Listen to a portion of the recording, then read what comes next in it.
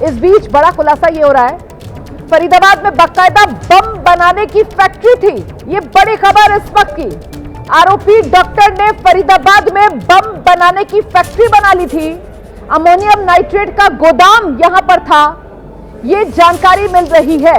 हरियाणा का फरीदाबाद और फरीदाबाद में बम बनाने की फैक्ट्री, ये मामला अपने आप में बेहद गंभीर होता हुआ नजर आ रहा है। जरा सोचिए आप, कल सबके मन में यह सवाल आ रहा था कि आखिरकार 3000 किलो के आसपास का केमिकल अमोनियम नाइट्रेट जिसका इस्तेमाल विस्फोटक बनाने में होता है, आखिरकार इतनी बड़ी खेप यहां फरीदाबाद में क्या कर रही थी, कैसे यहां पर पहुंची है और इसका क्या इस्तेमाल होना था।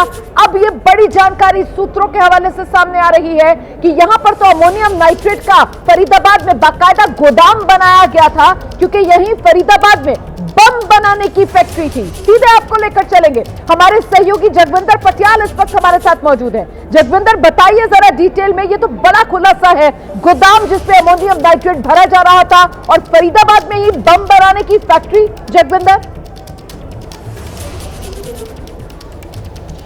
रोमाना, मैं आपको ना सिलसिलेवार तरीके से सारी बात बताता देता हूँ, आप सुनिएगा। पहली बात यह है कि अक्टूबर 2025 में जम्मू कश्मीर में कुछ पोस्टर पकड़े गए और जम्मू कश्मीर पुलिस ने गजवाए हिंद के जो पोस्टर मिले उसको लेके जांच शुरू की। उस जांच में ये पता लगा और मुजम्मिल का नाम आया, डॉक्टर मुजम्मिल का। डॉक्टर मुजम्मिल का नाम आने के बाद पुलिस ने डॉक्टर मुजम्मिल की उन पोस्टर्स के जरिए ये तलाश शुरू की कि भाई ये डॉक्टर मुजम्मिल कौन है और आखिरकार उसका इन पोस्टर्स से क्या लेना देना है। इन तमाम चीज़ों से जब जम्मू कश्मीर पुलिस आगे बढ़ी तो पता ये चला कि उनका ना सिर्फ पोस्टर से लेना देना था, बल्कि वो अपने 3 डॉक्टर्स के साथ मिलकर आतंकी फैक्ट्री चला रहे थे। अब सुनिए कि फरीदाबाद ये जांच कैसे पहुंची। और जो डॉक्टर मुजम्मिल थे, इन सब का हेड था doctor Umar Mohammad. Doctor Umar Mohammad, doctor Muzammil, doctor Irfan और डॉक्टर आदिल, ये चारों सीनियर जूनियर थे और इनको तंजीम बनाने के लिए तैयार किया था उमर मोहम्मद ने। और जब ये डॉक्टरी कर रहे थे गवर्नमेंट मेडिकल कॉलेज श्रीनगर से, तो वहीं पर इनकी दोस्ती हो गई और इन्होंने ये सब तय कर लिया था। दूसरी महत्वपूर्ण बात यह है कि अपनी रेजिडेंसी करने के लिए जब डॉक्टर उमर मोहम्मद और उनके ये तीनों साथी अनंतनाग में आए, तो वहीं पर इन्होंने हॉस्पिटल के लॉकर में AK-47 लेके रख दिया और इनको ये पता था कि जब भी इनका प्लान आगे बढ़ेगा तो इस AK-47 का इस्तेमाल करेंगे, जो आज भी वहाँ हॉस्पिटल के लॉकर में AK-47 पड़ी थी। अब आपको समझाता हूँ कि ये फरीदाबाद कैसे जांच पहुँची। तंजीम, रेडिकलाइजेशन का काम श्रीनगर में पढ़ाई के टाइम ही हो गया था। हेड कौन था? डॉक्टर उमर मोहम्मद।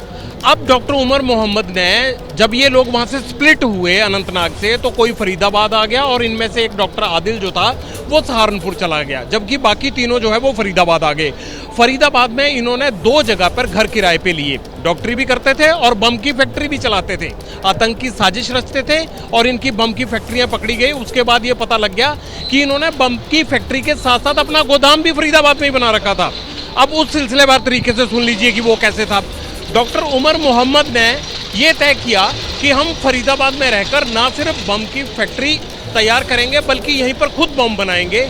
इन्होंने इसके लिए अपना एक अड्डा बनाया जो था दौज गांव में। दौज गांव में नीचे दुकानें थी और जो तस्वीरें आप देखेंगे अभी स्क्रीन पर, उसमें जो ऊपर का कमरा था वहाँ पर ये बम बनाते थे। जब रेड किया यहाँ पर जम्मू कश्मीर पुलिस ने और हरियाणा पुलिस ने, वहाँ से टाइमर, सर्किट और बम बनाने की बाकी चीज़ें भी बरामद हुई। यानी मतलब ये निकलता है कि जो बम बनाने का काम था ये कश्मीर से आए हुए डॉक्टर फरीदाबाद में ही कर रहे थे, पहली बात।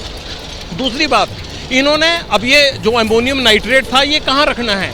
अमोनियम नाइट्रेट को रखने के लिए वहीं ही फतेहपुर टागा ये गांव था, फतेहपुर टागा गांव था, वहां पर इन्होंने एक पुराना गांव में घर किराए पर लिया।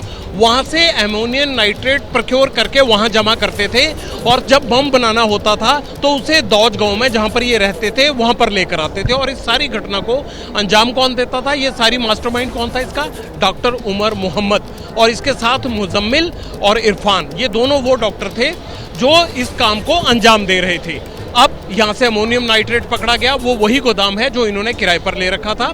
वो एक ग्रामीण इलाके में था, जबकि जहाँ खुद रहते थे वहाँ बॉम्ब बनाने का काम करते थे। अब सवाल ये उठता है कि अगर बॉम्ब भी ये खुद ही बना रहे थे तो फिर वो इत्तेफाकन तो फटा नहीं होगा गाड़ी में, क्योंकि डॉक्टर उमर मोहम्मद अगर इतने टाइम से रेडिकलाइज था, तंजीम बनाना चाहता था, आगे लोगों को, डॉक्टरों को कल्टीवेट कर रहा था, जो डॉक्टर इलाज के लिए बने थे वो लोगों को मारने का काम कर रहे थे, तो ऐसे में क्या उसने अपने आप को बम से इसलिए उड़ा लिया कि उसकी सारी साजिश बेनकाब हो गई और उसके साथी पकड़े गए, या इसके पीछे कोई और मंशा थी? अगर उसे फिदायीन अटैक ही करना था तो वो दिल्ली का कोई ऐसा व्यस्ततम इलाका ढूंढ सकता था जहां और ज्यादा जानी नुकसान हो सकता था। ये अभी एजेंसियों की जांच का पहलू है, लेकिन जो रोमाना मैंने आपको बताया, इसमें पहला पहलू जम्मू कश्मीर से ये जांच शुरू होती है। कश्मीर में पोस्टर पकड़े गए और पोस्टर की जांच करते हुए पुलिस को पता लगा डॉक्टर मुजम्मिल का। डॉक्टर मुजम्मिल के जरिए वो ये जानने में कामयाब हुई, जिसको 30 तारीख को उठा लिया गया था जम्मू कश्मीर की पुलिस की तरफ से, 30 अक्टूबर को,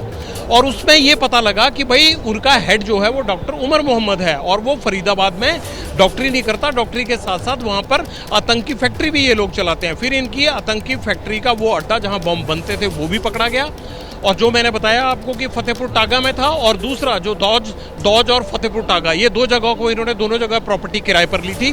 और जो गांव में इन्होंने प्रॉपर्टी गोदाम बनाने के लिए किराए पर ली, जहां पर अमोनियम नाइट्रेट जमा करते थे, वहां ये कहा गया कि इनको कश्मीर में कुछ सामान सप्लाई करना होता है, तो जैसे छोटा वेयर हाउस चाहिए होता है, वो वेयर हाउस की दरकार है, इसीलिए वो उस गाँव में जो है वो सस्ती प्रॉपर्टी में अपना छोटा गोदाम बनाना चाहते हैं। लेकिन ये गोदाम नहीं था, ये बम फैक्ट्री का सामान जमा करने का इन्होंने अड्डा बनाया था। तो ये डॉक्टरों की आतंकी फैक्ट्री और बम बनाने का सारा सामान जो है वो बरामद हुआ है। जितनी भी बड़ी खेप बरामद हुई है अमोनियम नाइट्रेट की, वो इसी अड्डे से बरामद हुई है। सहारनपुर में आदिल पकड़ा गया, और दो डॉक्टर मुजम्मिल और डॉक्टर इरफान जो है, उनको मुजम्मिल की पूरी तस्दीक और निशानदेही के बाद जम्मू कश्मीर पुलिस ने हरियाणा पुलिस के साथ मिलकर पकड़ लिया। तो ऐसे में फरीदाबाद से भागकर दिल्ली आ गया डॉक्टर उमर मोहम्मद, और उसके बाद ये धमाका हो गया। यानी धमाके से नीचे की जो साजिश थी, जो 2021 में शुरू हुई जम्मू कश्मीर में, वो साजिश का पर्दाफाश जो है वो 10 नवंबर और 2025 को हुआ, 4 साल बाद हुआ। आप सोचिए कि इन लोगों की प्लानिंग क्या थी और किस तरह से ये कितने बड़े लेवल पर बम बनाकर धमाके करने की साजिश कर रहे थे।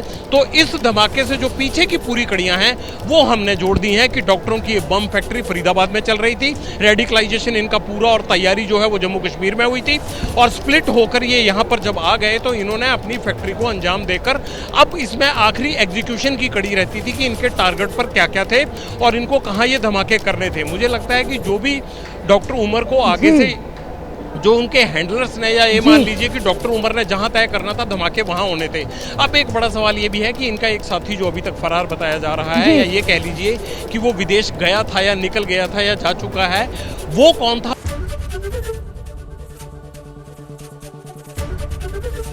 एबीपी गंगा, खबर आपकी, जुबान आपकी।